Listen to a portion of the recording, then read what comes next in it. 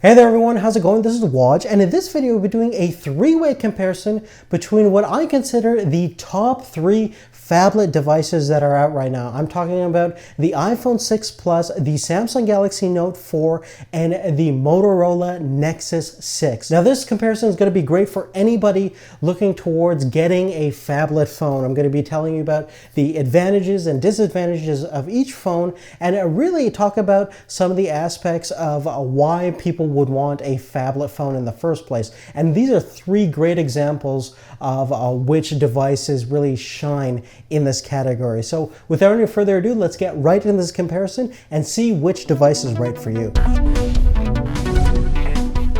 Now, as tradition with all of our comparisons, we're going to take a look at the physical dimensions between each device, and you can see that the Nexus 6 is certainly the slightly larger device. It is larger than the 6 Plus and even the Note 4. Furthermore, in terms of thickness, we also see the Nexus is the slightly thicker device, measuring about 10.1 millimeters versus the iPhone 6 Plus being the thinnest at 7.1, and the Note 4 being right dab in the middle of 8.5 millimeters. And in terms of weight, again, the 6 Plus is the lightest at 172 grams, 176 grams on the Note 4, and our Google Nexus 6 measures about 184 grams. Now, when we take a look at the actual designs and overall physical attributes of each device, you'll notice that the iPhone 6 Plus is made out of 100% aluminum. It has a full metal chassis, versus the Note 4 and the Motorola Nexus actually have a very similar kind of overall design philosophy. They're both using polycarbonate plastics in terms of their main build materials, but you have a nice metal band surrounding the surrounding borders of each smartphone, giving it a nice kind of premium feel that is definitely better than having an all plastic body that you would find in most Android phones, and something that can really kind of keep up and really be compared against what you find in most traditional iPhones.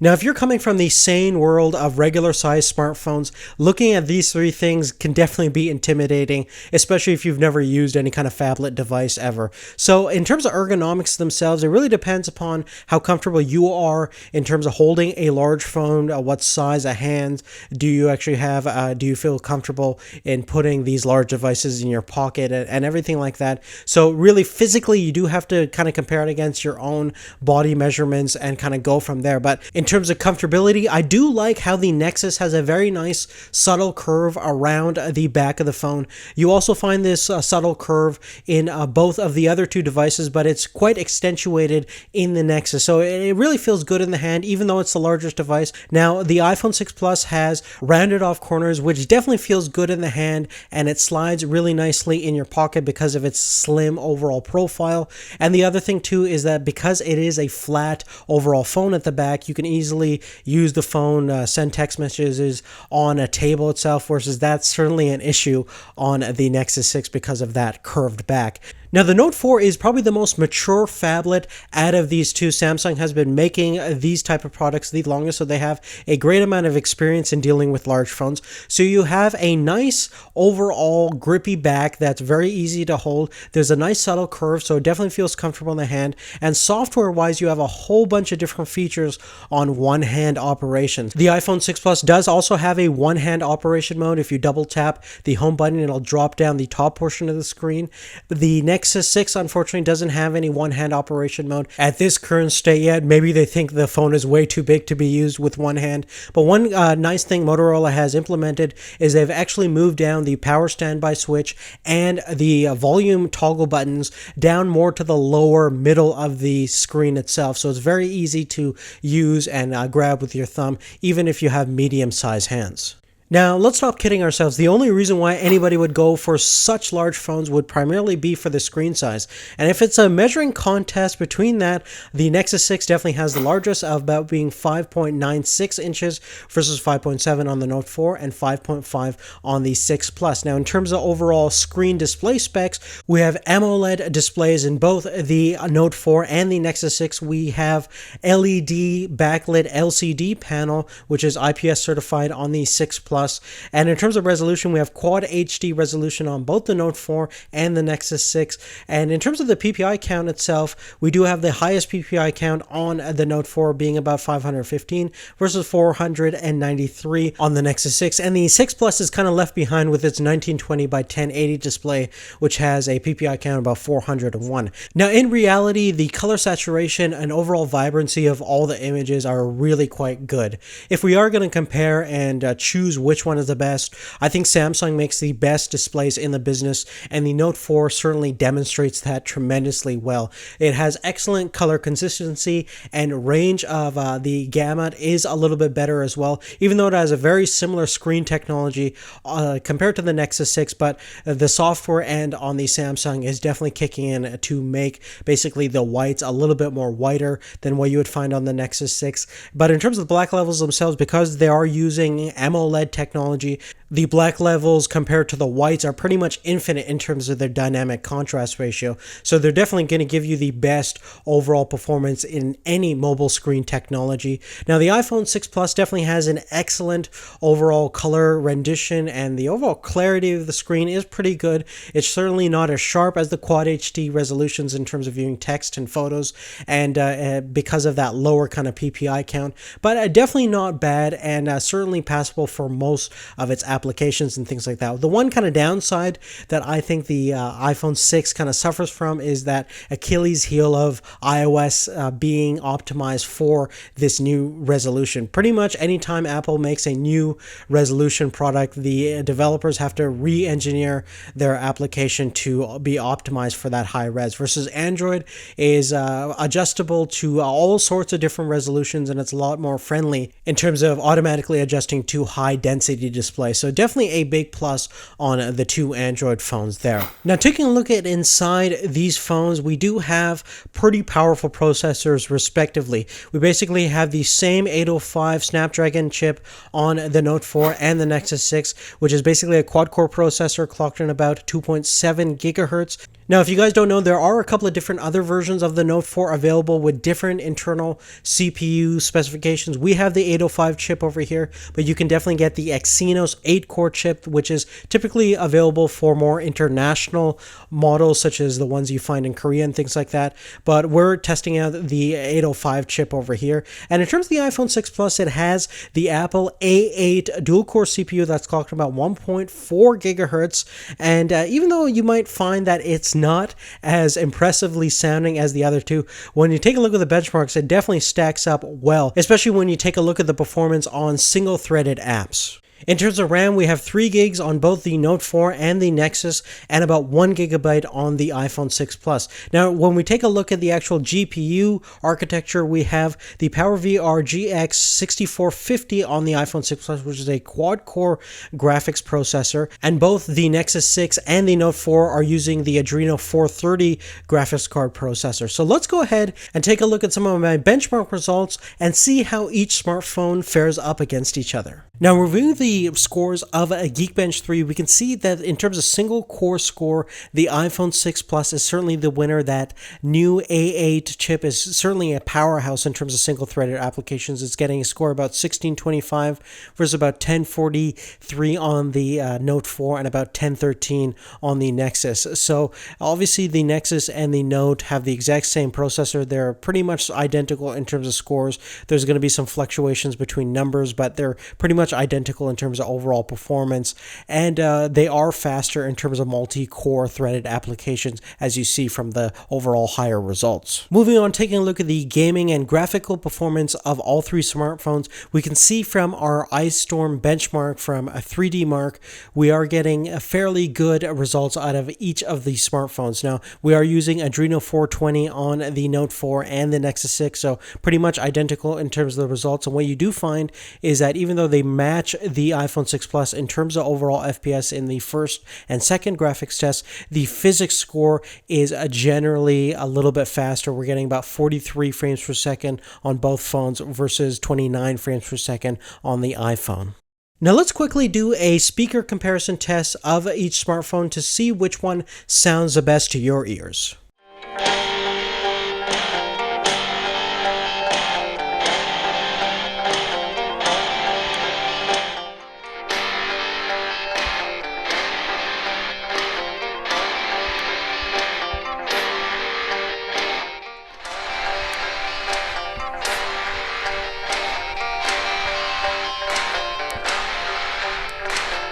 Now let's talk about some of the standout and special features that each smartphone has to offer. Now, we definitely have to start with the Note 4 because it has a massive laundry list of everything it can do. Basically, it has a heart rate monitor, so if you're working out with it, you can measure your heart rate right on the back of the device, and it works pretty well. It's the same system that we found on the Samsung Galaxy S5. We also do have a fingerprint sensor that's a swipe configuration. Now, the iPhone 6 Plus also has a fingerprint scanner, but it's the Touch ID system, so all you have to do is just touch your thumb or your finger on the home button and it'll scan right away. The Note 4 still has that S Pen that we've seen in previous Note series of devices, which is certainly still a handy tool, and Samsung has made a lot of different improvements to make it as convenient and as easy to use as possible. They have a lot of cool software integrations to make screenshots, and you can right away open up the S Pen app and start taking notes, and it is a very good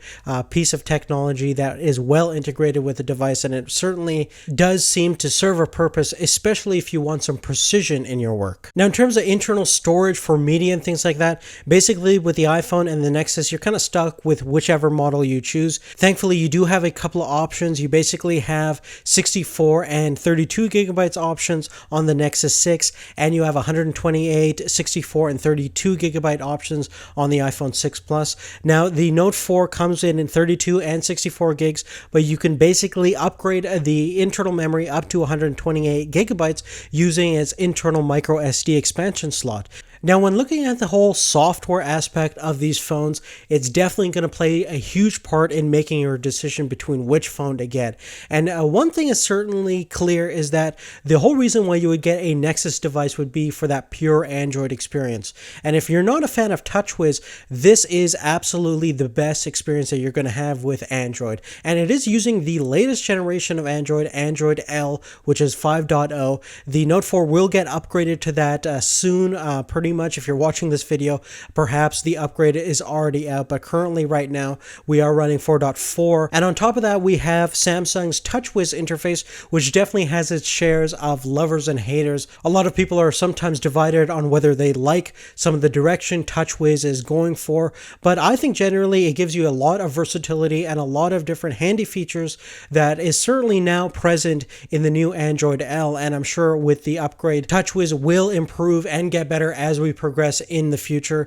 And one thing is certainly clear, that it definitely doesn't look as nice as Android L and what you find in iOS, in my opinion. Basically, I do like the pure Android experience on Android L and the pure Apple experience on iOS, and it's kind of a one direction philosophy of we just want this kind of hardware with this kind of software and nothing in between to kind of compromise that experience. And we definitely get that kind of pure experience on both the Nexus 6 and the iPhone 6 Plus. It's that consistent philosophy and vision that makes them really kind of the superior and nicer devices to use, in my opinion.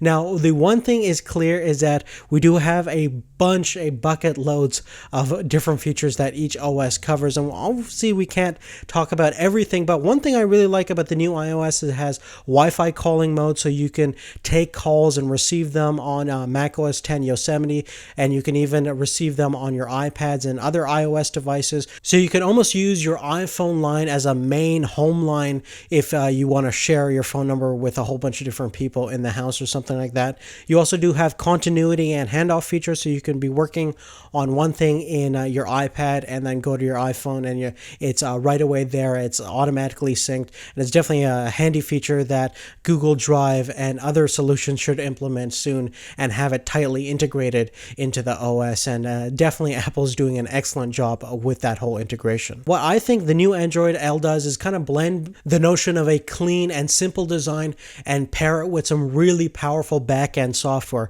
So I'm a huge fan of the notification systems on both iOS and Android, but I think the factor that now you can directly kind of organize your notifications on the home screen itself is very nice and a handy feature nonetheless. The other big thing I like about the new Android is multiple user support. So if you're going to be handing your phone back and forth between a group of friends or even your family members, you can actually have multiple users and guest accounts, so nobody's going to be really going through your private files or anything like that. Now, again, with all that said, at the end of the day, it's really going to depend upon what you like personally, what you've experienced in the past, and what you're comfortable with. So definitely go out there and see which kind of feature sets you like the best in terms of software, and really go from there. Now, these three smartphones obviously have some excellent cameras. Now, taking a look at the actual front-facing cameras, we can see that the Note 4 has the highest resolution at 3.7 megapixels versus 2.1 on the Nexus 6 side, and about 1.2 megapixels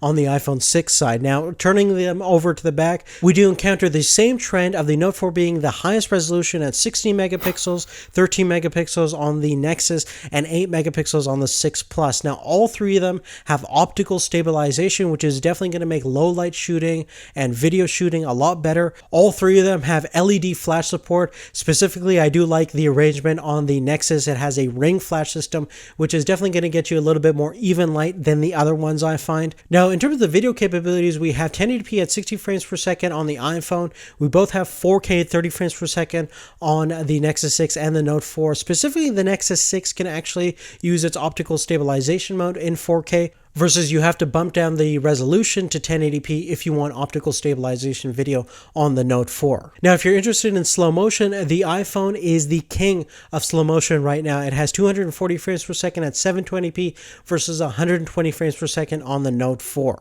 Now, that's enough talking about specifications. Let's actually get to the image quality differences between the video and the photos, so that way you can see which one looks best to you.